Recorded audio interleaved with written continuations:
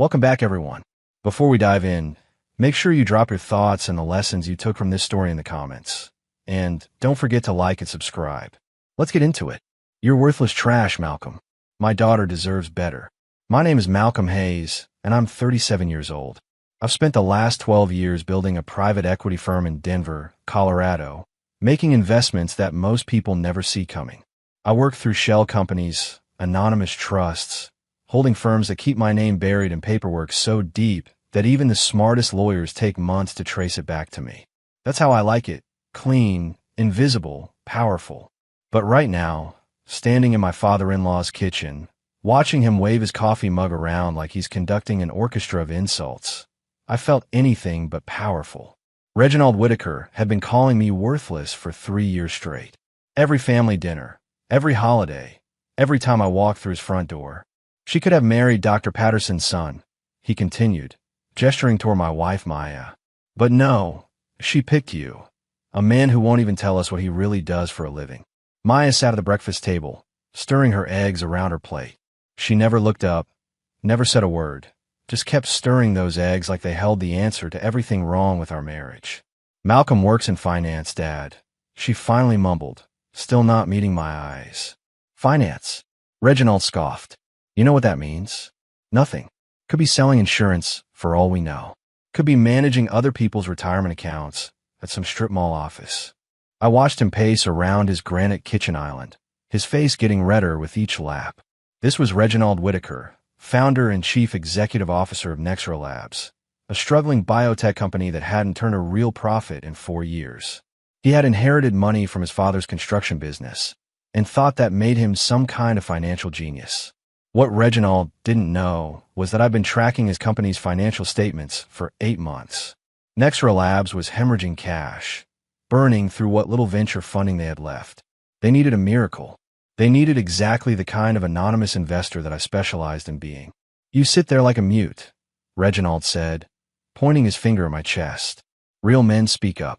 Real men defend themselves. I nodded slowly. You're right, Mr. Whitaker. The kitchen went quiet. Maya finally looked up from her plate, confusion written across her face. Even Reginald seemed surprised by my response. I am right, he said, his voice uncertain now. Absolutely, I said, standing up and reaching for my jacket. Maya does deserve better. I walked toward the front door, feeling their eyes on my back. As I reached for the handle, I heard Maya's chair scrape against the floor. Malcolm, wait. But I was already outside, breathing the cold November air, knowing that everything was about to change. I met Maya 5 years ago at a conference in Boulder.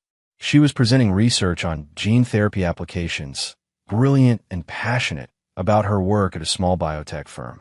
I was there because I'd been considering investments in the medical technology sector. What I didn't expect was to fall for the presenter. Our relationship moved fast. Too fast, probably.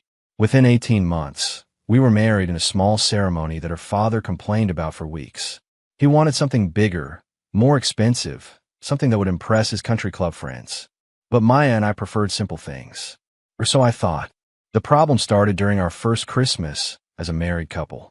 Reginald had too much wine and began interrogating me about my work. I gave him the same vague answers I gave everyone. Private investments, portfolio management, consulting for high net worth individuals. All technically true, but missing the crucial detail that I was the high net worth individual. My company, Amberlin Ventures, managed over $200 million in assets.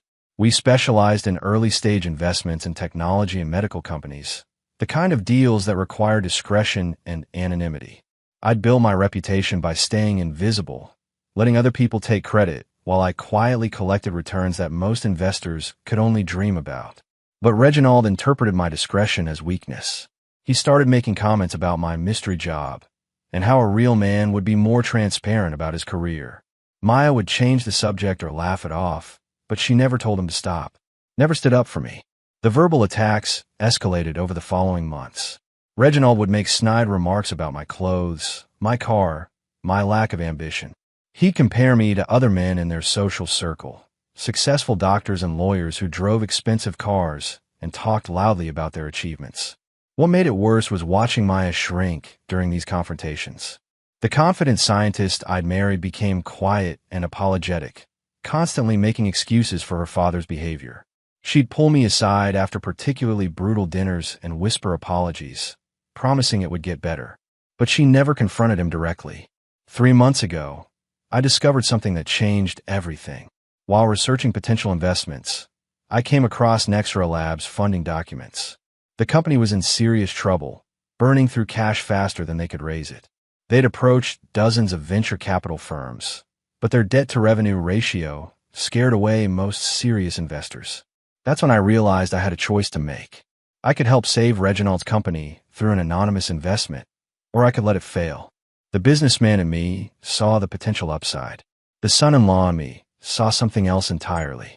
I started the due diligence process, keeping my identity buried behind layers of corporate structure. Reginald would never know that his salvation was sitting at his dinner table, listening to his insults, watching his daughter stay silent. The breaking point came 3 weeks ago during Maya's birthday dinner. We were at Reginald's house, and he'd invited his brother-in-law, Derek, a cardiac surgeon who loved talking about his vacation home in Aspen. Derek just bought a new boat, Reginald announced as Maya cut her cake. 40-foot yacht. Cost him more than most people make in 5 years. Derek laughed and clapped me on the shoulder. What about you, Malcolm? Any big purchases lately? New car, investment property. I should have seen it coming. Reginald's eyes lit up with that familiar gleam that meant he was about to go in for the kill. Malcolm doesn't make those kinds of purchases, Reginald said, his voice dripping with false sympathy. He's more of a practical man. Aren't you, Malcolm? Maya squeezed my hand under the table, a warning to stay calm. But Reginald wasn't finished. I mean, let's be honest here. My daughter is a brilliant scientist. She's published in major journals, speaks at international conferences. She could have married anyone, a doctor, a lawyer, someone with real prospects. Instead, she settled for. He gestured vaguely in my direction. Well, we all make mistakes. The room went silent. Maya's hand went limp in mine. Derek stared at his cake like it was the most fascinating thing he'd ever seen, and Reginald sat there with a satisfied smile, waiting for my reaction. I looked at Maya, really looked at her. She was staring at her lap, her face flushed with embarrassment. Not embarrassment for her father's behavior, but embarrassment for me, for being married to someone her father considered beneath her. That's when I understood this wasn't going to get better. Maya wasn't going to stand up for me because, deep down, she agreed with him. Maybe not completely, but enough to stay silent, enough to let him tear me down in front of her family. I stood up slowly, placed my napkin on the table, and looked directly at Reginald. You're absolutely right, I said. She does deserve better. I kissed Maya on the forehead, grabbed my coat, and walked out. Behind me, I heard Maya calling my name, but I didn't turn around. I had work to do. The drive home gave me time to think. For months, I've been preparing investment documents for Nexera Labs, a $15 million funding package that would save Reginald's company and secure his retirement. The paperwork was ready. All it needed was my signature. I pulled into my driveway, sat in the car for 10 minutes, and made my decision. I wasn't going to sign those documents. In fact, I was going to do something much more satisfying. I was going to let Reginald Whitaker learn exactly what it felt like to need someone he considered worthless. The next morning, I called my lawyer, Andre Morrison, and asked him to draft 3 documents: a formal withdrawal of investment interest in Nexera Labs, a notice of contract termination for the pending funding agreement, and a confidentiality release that would allow me to reveal my identity as the anonymous investor. Are you sure about this, Malcolm? Andre asked during our meeting. You've spent months on the due diligence. The investment fundamentals are sound despite the family politics. I'm sure, I said. Sometimes the best investment is the one you don't make. By noon, I had everything I needed. Andre would deliver the withdrawal notice to Nexera Labs at exactly 10 a.m. the following morning. I wanted Reginald to have a full day to panic before he understood what had happened. That evening, Maya came home around 8 p.m. She'd been staying at her sister's house since the birthday dinner, and I could tell from her posture that she'd been crying. We need to talk, she said, settling into the chair across from me in our living room. Okay. My dad called me today. He's worried that he went too far the other night. I almost laughed. Worried? He wants to apologize. Maybe we could have dinner this weekend. Just the 3 of us. Start over. I studied her face, looking for any sign that she understood what had really happened. But Maya was still thinking this was about hurt feelings and wounded pride. She had no idea that her father had just insulted the one person who could save his company. Maya, I said carefully, how long have you been ashamed of me? The question caught her off guard. What? I'm not ashamed. You've never once told your father to stop insulting me. Not once in 3 years. He doesn't mean it. He's just protective. He called me worthless trash in front of your entire family. You said nothing. Maya's eyes filled with tears. I didn't know what to say. He gets so angry when people confront him. So, you chose his comfort over my dignity. That's not fair. But it was fair, and we both knew it. Maya had made her choice long ago. Every time she stayed silent, every time she made excuses for his behavior, she was choosing her father over her husband. I love you, she said, which somehow made it worse. I know you do. But love isn't enough when you won't fight for it. She left an hour later, and I knew she wouldn't be coming back. Not really. Even if we stayed married, even if we went to counseling and worked through our problems, there would always be a part of her that saw me through her father's eyes. The next morning, I woke up early and drove to my office. At exactly 10 a.m., I called Andre to confirm that the withdrawal notice had been delivered to Nexera Labs. 20 minutes later, my phone rang. Malcolm. Maya's voice was shaky. Something's happened. Dad's company just lost their major investor, $15 million. He's completely falling apart. I'm sorry to hear that. The lawyers won't tell him who pulled out. They said it was an anonymous investment group, but now they're claiming breach of confidentiality terms. Dad's talking about bankruptcy. I stayed quiet, listening to her breathing on the other end of the line. Malcolm, I know you work in finance. Could you maybe ask around? See if anyone knows anything about this investment group. The irony was almost too perfect. She was asking me to help find the investor who could save her father, not knowing that she was talking to him. I'll see what I can do, I said. After I hung up, I drafted 2 text messages and scheduled them to be sent the following morning. The first would go to Maya. The second would go to Reginald. Both would arrive at exactly 10 a.m., along with a third message from Andre Morrison. By tomorrow afternoon, everyone would know exactly who they'd been dealing with. That evening, I went through the Nexera Labs files one more time. What I found confirmed everything I'd suspected about Reginald Whitaker's business acumen.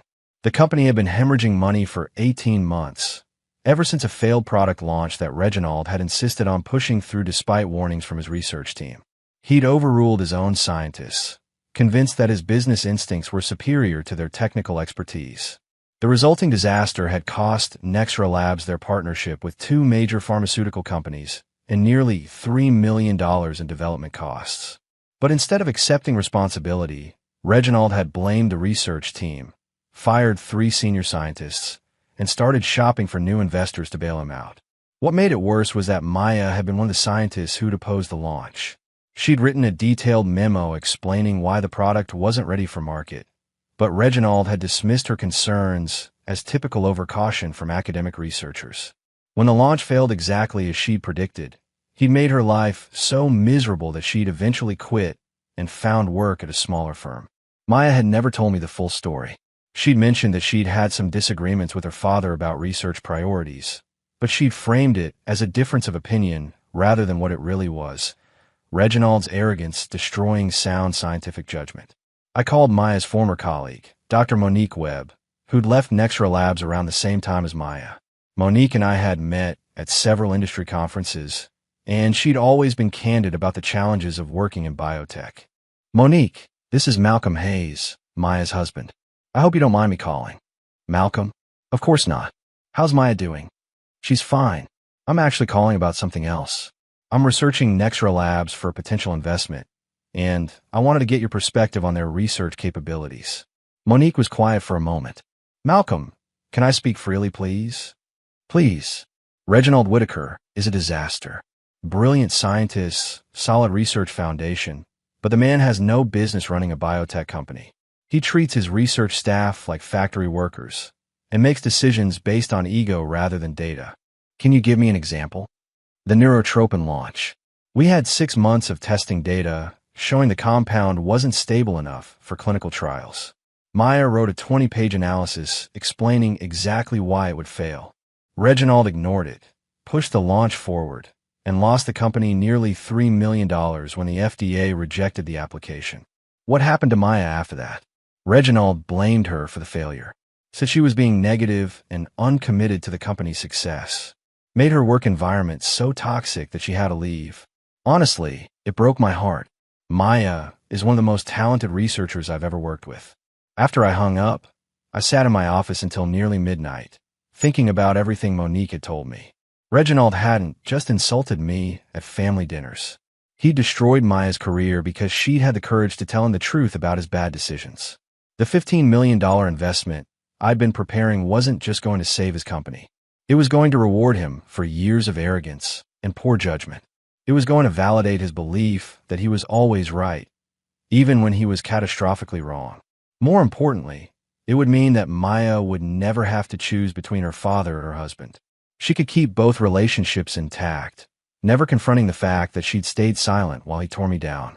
But now she was going to have to choose. And based on everything I'd learned about Reginald Whitaker, I had a feeling I knew which choice she'd make. The next morning, I arrived at my office early and made one final review of the withdrawal documents. Everything was in order. Andre would deliver the formal termination notice to Nexera Labs at 10 a.m. At the same time, my scheduled text messages would be sent to Maya and Reginald. At 9:45 a.m., I called Maya. "Malcolm, is everything okay? I need to tell you something important, but I want to sit down first. You're scaring me." "Maya, I'm the anonymous investor who pulled out of Nexera Labs." Silence. Complete silence for nearly 30 seconds. "What?" "My company, Amberlin Ventures, was prepared to invest $15 million in your father's biotech firm. I withdrew the offer yesterday morning." "That's impossible. You work in portfolio management. You don't have $15 million. "Maya, I own Amberlin Ventures. We manage over $200 million in assets. I've been the anonymous investor your father's been courting for 8 months." I could hear her breathing fast and shallow. "This is some kind of joke. Check your phone. You're going to receive a text message in exactly 12 minutes. So is your father. The message will be from me confirming everything I just told you." "Malcolm, this doesn't make sense. If you have that kind of money, why didn't you tell me?" "Because I didn't need you to know. And because I want to see how your family would treat someone they thought was beneath them. So this is what? Some kind of test?" "No. It was going to be an investment right up until your father called me worthless trash in front of your entire family, and you said nothing." Maya started crying. "I should have defended you. I know that. But Malcolm, this is my father's life, his company. You can't destroy it because your feelings got hurt. This isn't about my feelings, Maya. It's about respect and consequences. Please don't do this. We can fix things. I'll talk to him. I'll make him apologize. It's too late for apologies." At exactly 10 a.m., my phone buzzed with a text confirmation that both messages had been delivered. Maya's phone buzzed at the same time. "Oh my God," she whispered. "Malcolm, please. I'm begging you. Don't destroy my father." "I'm not destroying him, Maya. I'm letting him face the consequences of his own choices. This is cruel. What's cruel is watching your husband get torn down for 3 years and never saying a word to stop it." Maya hung up. 5 minutes later, my phone rang again. This time it was Reginald, and he was screaming before I even said hello. "You son of a, you think this is funny? You think you can destroy my company because I hurt your feelings?" "Mr. Whitaker, I think you've misunderstood the situation." "I've misunderstood nothing. Maya told me everything. You're the investor. You're the one who pulled out." "That's correct. 23 people work for me, Malcolm. 23 families depend on this company. You're willing to destroy all of them because I said some things you didn't like. Actually, Mr. Whitaker, I'm willing to let your company succeed or fail based on its own merits, without my money propping it up. We had a deal. We had a preliminary agreement that I chose not to sign. No laws were broken. No contracts were violated." Reginald was quiet for a moment, and when he spoke again, his voice was different, smaller. "What do you want?" "Nothing, Mr. Whitaker. I don't want anything from you. There has to be something. Money, an apology." "What?" "I want you to understand what it feels like to need someone you consider worthless." I hung up and turned off my phone. It was over. 3 days later, Maya filed for divorce. She came to the house while I was at work and packed her things, leaving only a letter on the kitchen counter. The letter was 2 pages long, but it boiled down to one simple message. she couldn't be married to someone who would deliberately hurt her family. What she didn't mention was that she'd also cut off all contact with her father. I found out from Monique Webb, who'd heard it from another former Nexera Labs employee. Maya had confronted Reginald about how he treated me, and when he tried to justify his behavior, she told him exactly what she thought about his business decisions, his treatment of his research staff, and his years of verbal abuse. According to Monique, the conversation had ended with Maya telling her father that he destroyed her marriage and her career and that she never wanted to see him again. Reginald had called her 17 times since then. She hadn't answered once. Within a week, news of Nexera Labs' financial troubles had spread through the biotech community. 2 more potential investors pulled out, spooked by the company's debt ratio and the sudden departure of their lead funding source. Reginald was forced to lay off 8 employees and close his secondary research facility. The local business journal ran a story about the company's struggles, focusing on the mysterious withdrawal of their primary investor. Reginald refused to comment, but the article quoted several former employees who painted a picture of a company struggling with leadership issues and poor strategic decisions. By the end of the month, Reginald had put his house on the market and was liquidating his personal investments to keep the company afloat. The country club membership was gone. The vacation home in Vail was gone. Everything was being sold to buy time. I drove past his house one afternoon and saw him in the front yard pulling weeds from a garden that his landscaping service used to maintain. He looked older, smaller somehow, like a man who'd finally run out of other people to blame. 6 months later, I received word that Nexera Labs had declared bankruptcy. Reginald had managed to find a buyer for some of the research assets, but the company itself was finished. The remaining employees were either laid off or absorbed by the acquiring firm. Reginald himself had taken a job as a consultant for a larger biotech company, working out of a small office in a strip mall near the airport. The man who'd spent years lecturing me about success and achievement was now commuting to the kind of anonymous office space he'd once mocked. Maya never reached out to me directly, but I heard through mutual friends that she'd taken a position with a research institute in California. She was doing well, publishing papers and speaking at conferences again. She'd found her voice in science, even if she'd never found it in our marriage. I sold the house in Denver and moved to Portland, where I opened a new office for Amberlin Ventures. The change of scenery was good for me, and the Pacific Northwest had a thriving tech community that offered plenty of investment opportunities. I never heard from Reginald again, but I didn't need to. The business journals kept me updated on his decline. Every failed venture, every missed opportunity, every time someone chose not to invest in his projects because of his reputation for poor decision-making. Reginald Whitaker had learned what it meant to be dismissed, ignored, and considered worthless by people who held his future in their hands. He'd discovered that respect wasn't something you could demand or inherit.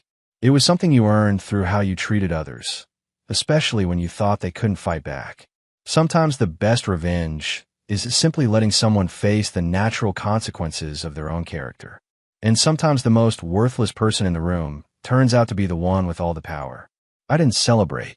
There was no victory lap, no indulgent moment where I poured myself an expensive drink and toasted my own ruthlessness. If anything, what I felt was a steady, clarifying calm. I had made a decision to stop enabling a man who used power as a cudgel and respect as a demand rather than a practice. In the quiet that followed, I focused on work, on the investments where the science was sound, the leadership was humble, and the teams listened to their data more than their egos. There were companies in Austin, Chicago, and Raleigh that fit that mold. Disciplined founders building serious platforms without spectacle.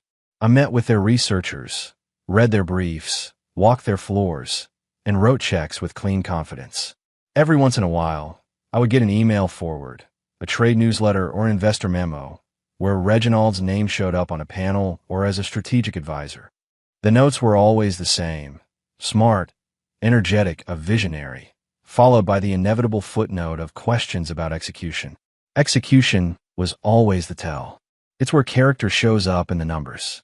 I thought about Maya, about the way silence can calcify into habit, about how the past can be a study in things we should have said, but didn't.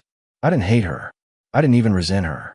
Love can be true and still be too small for what a life asks of it. Months turned into a year. The Portland office stabilized, then grew. I hired 2 analysts, then 3, then a general counsel who could quarterback the heaviest diligence cycles so I didn't have to live out a conference room. The team learned my style. Dig into notes, not the slide deck. Visit the lab. Don't just tour it. Watch leaders in meetings where no one is watching them. We passed on deals where the math was beautiful, but the leadership was performative. We leaned into the companies where the work was quiet and exacting. On a gray Tuesday in March, I got coffee with Monique Webb at a conference in San Diego. "Maya's talk yesterday was excellent," she said. "She's on a strong run." "I'm glad," I said, and I meant it. "Do you ever wish any of it had gone differently?" Monique asked. I took a breath. I wish respect had been easier for everyone involved. But wishing isn't a strategy. She smiled. "You sound like a fund manager." "I'm a fund manager." "Don't forget a person," she said, kind but firm. "I won't," I said, and I didn't. That spring, I met a pair of founders out of Houston who reminded me why I'd started in this work. Brilliant, stubborn, funny, relentlessly empirical. They asked me bluntly why I stayed anonymous on so many cap tables. "Because sometimes the best way to help is not to become the story," I said. They nodded, and then one of them said, "But sometimes becoming the story is the only way to end the wrong one." I thought of a kitchen in Denver, a mug raised like a gavel, a daughter staring at her plate while a father graded a man he didn't know. "Sometimes," I said, Reginald's bankruptcy proceedings wrapped and dissolved into the particular haze that surrounds public failure. The last time I saw him in print, he was quoted in a business column giving advice about resilience to early career entrepreneurs. I didn't laugh. People are complicated. They can cause damage and still crave redemption. If he ever found it, I hope it was in how he treated the next person without leverage. As for me, I kept building Amberlin Ventures with the same rules I wish more people lived by. Respect is a practice, transparency is strength, and money is never a substitute for character. Deals came and went. Some hit, some didn't. The math is what it is. But when I looked at the portfolio, at the labs where scientists argued like peers, at the founders who listened, at the teams who celebrated results more than press, I recognized a pattern I could live with. None of it erased what had happened. Nothing ever does. But it clarified something I had learned the hard way. The power you keep is the power you choose not to use to make other people small. I didn't call Maya on the anniversary of our divorce. There are kinds of kindness that look like reaching out, and kinds that look like leaving someone to their peace. I chose the latter. If you're waiting for a final confrontation, a last scene where someone breaks, you'll be waiting with me. Life is rarely that tidy. What happened is simpler. A man gambled that his contempt would have no cost, and he lost. A woman learned, late but fully, where her line was, and she held it. And I did what I do best. I made a decision. I accepted the consequences, and I moved on. The city changed around me. Teams grew. Portfolios rebalanced. People left, and arrived and left again. Quietly, in the spaces where no one was watching, I try to be the kind of investor and the kind of man who never made someone else's dignity the price of admission. That's the whole story, or at least the parts that matter. The rest is just the market doing what the market does, and people doing what people do when someone finally tells them no. If you enjoyed this story, please like, comment, and share this video with your friends. Subscribe and turn on the notification bell so you never miss a powerful story drop.